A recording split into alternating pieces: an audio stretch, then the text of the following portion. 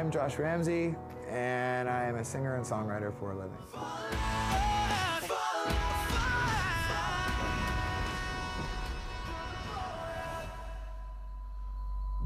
When I went to rehab, which by the way I don't recommend to anybody because there's really nothing romantic about not being able to walk and being awake for 2 weeks, they make you do this thing where you have to, you draw like a circle that represents you, and then you draw all these other circles that are all the drugs you've ever done, and you write and you draw a circle of how big each one is for how important it is to you. And then you do a second drawing where you do you and then all sort of the things in your life that are important, how important they are, and then you put them over top of each other, and most addicts, the drugs are the bigger drawing. With mine, music was bigger than heroin was. I sort of at that moment realized that I couldn't do both. I just couldn't do both. And I felt like there was other stuff that I wanted to do. There's a finite amount of time that you have to get what you need done. And I was like, you know, this is my moment to do it. So if I'm gonna do it, now's the time.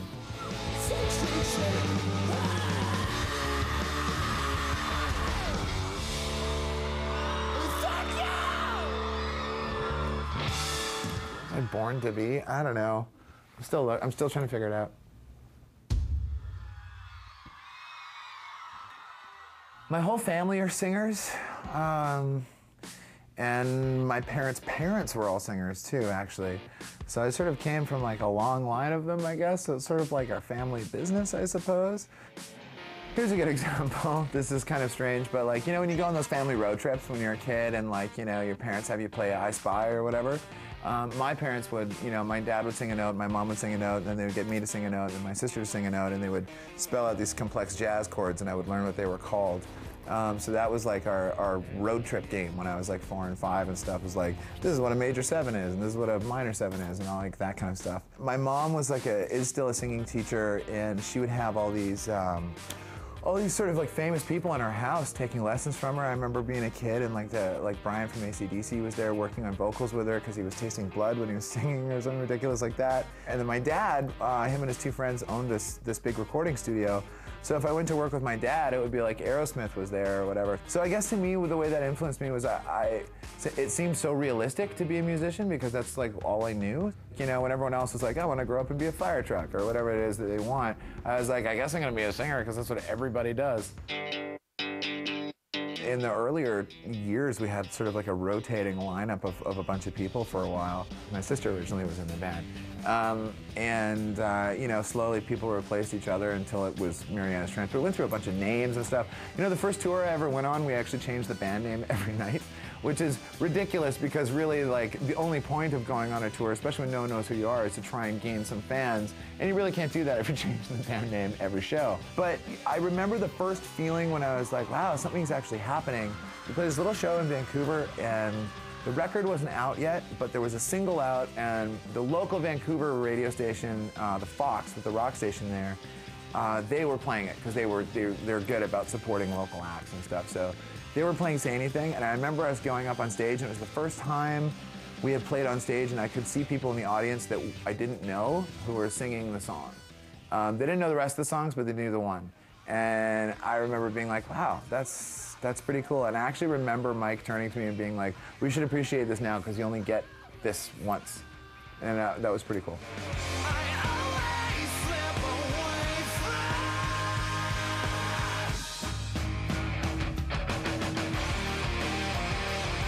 Our first like full-length album was called Fix Me, which came out in 2006.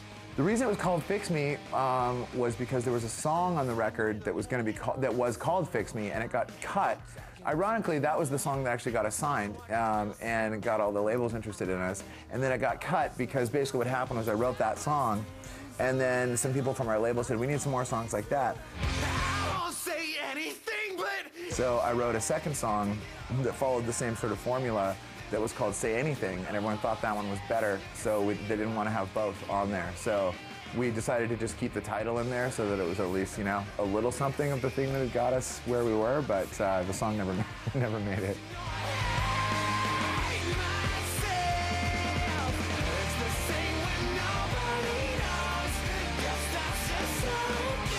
On our first record, what I was after was just energy and raw and just excited, you know? I don't listen to that record. I don't listen to any of our records. I've heard them enough. But if I were to listen to it, I would assume that I would feel like it was a race to the end, you know? It was like we were all just going, and it was just like as full energy all the time. And you know, when you do your first record, it's not like you've written it to be an album. At that point, you take the best songs you've ever written for your life, and you take 12 of the 12 best and you put them on there. So it doesn't necessarily make it a cohesive album. You know, when you're learning and you go like, oh wow, this is a cool trick if I do this, you know, one trick in the chorus here. Yeah, I'll try it again, So you kind of have a few of the same ideas showing up in a few different songs and stuff. So I feel like that record to me, it'll always be important to me because it was the first, but it's the least evolved thing that we did, I think. Well, Josh is out there working his ass off. We're sitting Ian and Mike and myself. We're sitting around by the heater. It's nice and warm. Toasty.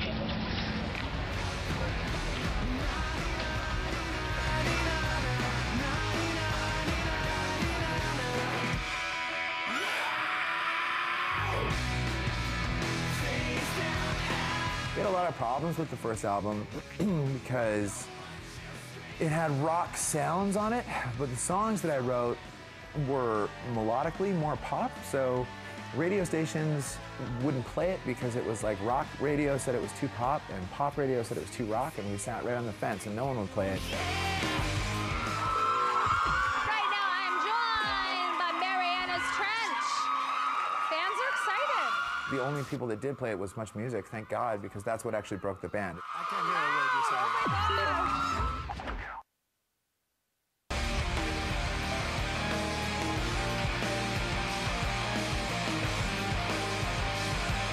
Say Anything was like our first video, and we were nervous, and it was, you know, whatever. It was fun. Eat the cookie! Eat the cookie! Eat the cookie! Eat the cookie! Eat the cookie!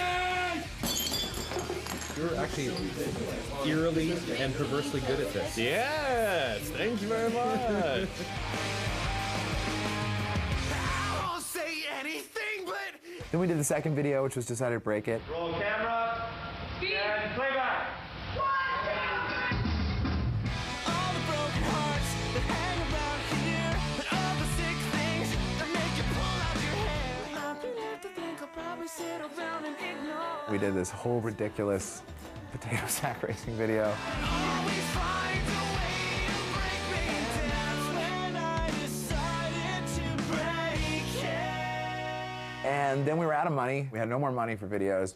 So we did the last video totally on favors. It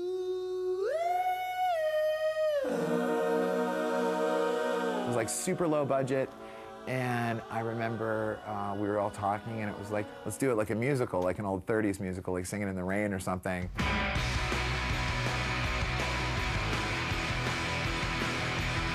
And then we'll sort of juxtapose it with trying the same scenario again, but if it were in real life and how people would actually respond if you sang and danced your way down the street. And it turned out really funny. Try a little more, little more, little more. You slap you like a bitch and you take a Lego. I didn't think it was going to because it was like we had no money. And it was also a day shoot. It was outside, it was a rainy day in Vancouver, so we had no lighting. It was just like brutal. And here's our makeup and hair team. There's John. And there's just a line of folks over here waiting to get bid. Nobody in that video got paid. Everybody in the video did it as a favor. They were all friends of ours. But that video, people liked it because it was just so ridiculous.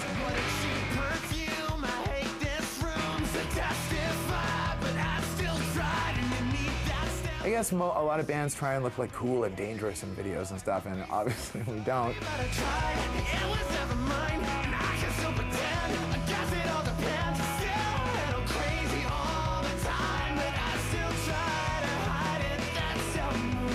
And that video came out and it went into the countdown, and I remember us all being like, oh my God, we have a video in like the Much Music countdown. That's crazy, wow. I remember like I would check back every week and be like, oh my God, it's rising. And I kept thinking it was gonna get to like 29 and then fall off, and it just kept slowly going up. It would only go up one spot at a time too, so it took forever, but it finally got to that #1 spot. And it was a really surreal feeling. You know, on the one hand, you've waited your whole life for that moment, so you kind of, it's almost like, how can it not happen at that point? But then on the other hand, it's like you never really thought it was going to, so then when it does, you don't really even know how to, how to handle it. It was cool, it was a neat experience. The second record was called Masterpiece Theater. Those are all the same, still away from me. Another day, another dollar that'll never see. The way that title happened, first of all, was I wrote this one song, and I always jokingly referred to those sort of Bohemian Rhapsody style songs, those like little masterpieces. So I didn't have a title for this one that I was working on, so my joking working title was Masterpiece Theater, just like, you know, I would never actually call a song something so ridiculous as that. And then the title just kind of stuck, so we stayed with it. I wanna be alone tonight, and I do want to show you I will run to you tonight. The concept of that album is I wanted it to feel like you went to a musical. Cross my heart and hope to die. The most important thing to me on that record was that this time we needed to get radio. Wonder why, wonder why. Let you resurrect whatever you wanna. So for songs that sounded like they were gonna be singles, Ian stopped bashing on the crash cymbals and went to hi-hat instead, and Matt and I turned down the distortion on the guitars. So we went a little cleaner because we realized that the style of songs that I wrote melodically were closer to pop songs than they were to rock songs, so we just pushed it a little bit more to the side. Step 1, step 2, step 3, repeat. And I pray at the church of will I disappear without a beat.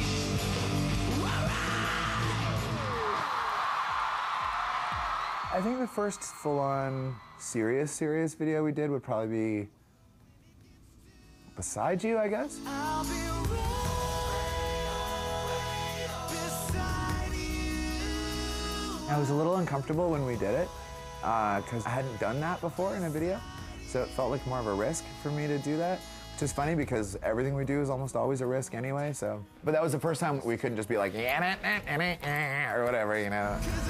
Just trying to keep it together, 'cause I could do worse and you could do better. It was cool, it was fun, but my favorite part of shooting that video was hilarious, and it had nothing to do with being serious anyway, I suppose. But like, we rented these timpani from this guy because Ian like has this like, the only thing Ian does in the song is goes like ga ga gum or whatever.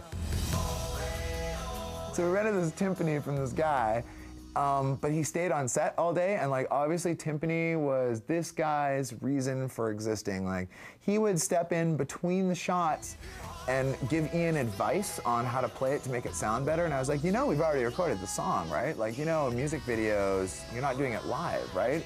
And you know, he is a drummer and he actually knows how to play this thing, right? Yeah, man, but if you do it like this. And eventually he actually, without telling any of us, went through hair and makeup so that he was like camera ready.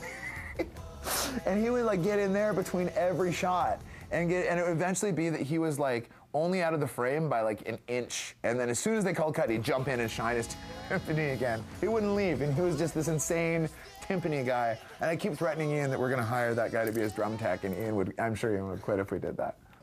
Don't patronize, I realize I'm losing and this is my real life. I never invent. Some writers will go to that place where they just sort of invent things or write little narratives about other people or something. Please just follow me, I thought you wanted me 'cause I want you all to myself. It's a very uncomfortable and vulnerable thing to go to because it's sort of like you're letting people read your diary. And I know this isn't enough, I still don't measure up. So sometimes if it's something that's very personal to me, I'll still talk about it in a song, but I might sort of wrap it in metaphor a little bit more so it's not quite so to the point. And I do want you to know I'll hold you up above everyone. You have to keep something for yourself sometimes too. And honestly, the key for me is never write a song based on what you think someone else wants you to do. Like, I just kind of want to write the songs that I want to write. You got to write for you, and as soon as you're writing for someone else's expectations, you're not really doing it for the right reasons anymore, you know?